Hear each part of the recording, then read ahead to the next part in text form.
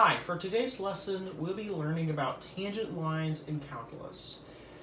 So the definition of a tangent line is the tangent line to the curve y is equal to f of a plus h at point A of f of a, is the line through point B, a plus h, f of a plus h, with the slope m equal to the limit as h approaches 0 of f of a plus h minus the f of a over h. So a better way to understand this definition is to look at a graph. So here, in this graph, this is just some example curve. And this tangent line is just a line that passes through one point. So the tangent line has the slope of the curve at a specific given point. So here we have the point A of f of a, and then B of a plus h, f of a plus h. So this x-coordinate is a plus h. A is used to denote an x-coordinate. It can become confusing to use x and x plus h. So that is why the a is used. And the difference, the change in rise, is f of a plus h minus f of a. And the change in run is a plus h minus a. This is the x-axis, and this is the y-axis. This t is the tangent line. So we get that the slope, if we were to just look from this graph, would be the limit as h approaches 0. So at this specific point, that is why we use the limit of f of a plus h minus the f of a over a plus h minus a. And then we get the slope of the tangent line to be the limit as h approaches 0 of f of a plus h minus f of a over h. So for our first example, we need to find the equation of the tangent line to the curve at this given point. So the first thing we need to do is understand the slope. So m is equal to the limit as h approaches 0 of f of a plus h minus the f of a over h. So in our example, this f of a is 4x minus 3x squared. This is our point.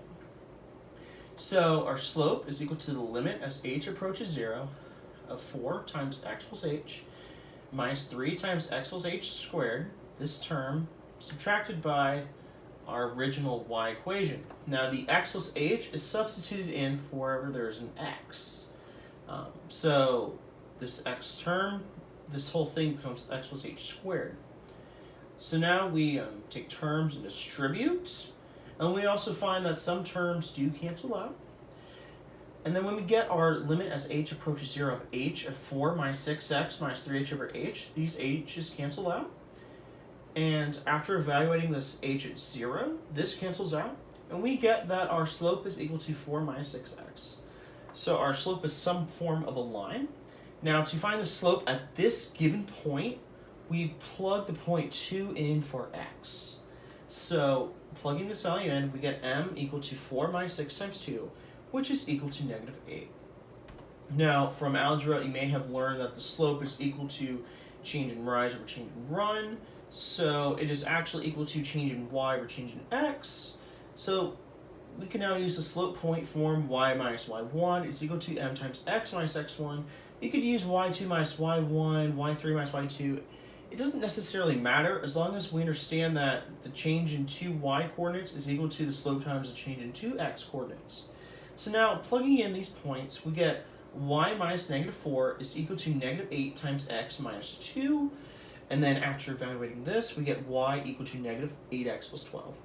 Now to graph this, we could use a graphing calculator and evaluate. So this downward parabola is y equal to 4x minus 3x squared. And this line right here is the tangent line at that point. As we can see, it does touch at one point. And for our second example, we need to find the equation of the tangent line to the curve at the given point. Very similar to our previous example, however, we do have an x cubed term. So for this, we have y equal to 3 plus 4x squared minus 2x cubed, and our 0.15.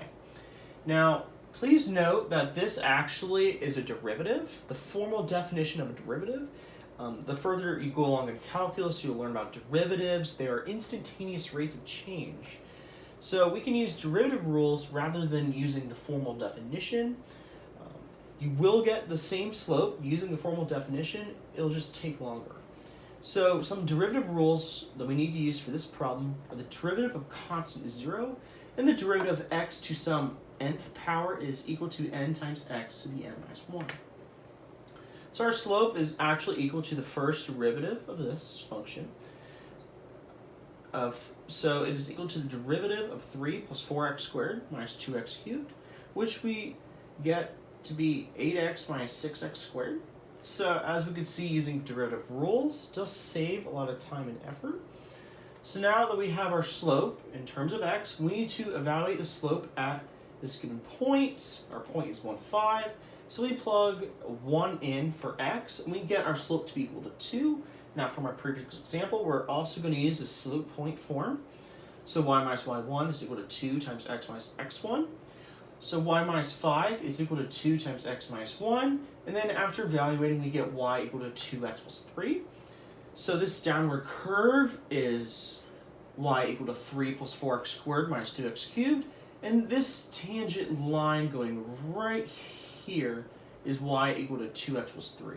It may be a little confusing from here, but so this curve is this, and this line is that tangent line, and it touches at 1, 5 right here. So I hope this helped you in understanding tangent lines in calculus, what they are, and thank you very much for watching.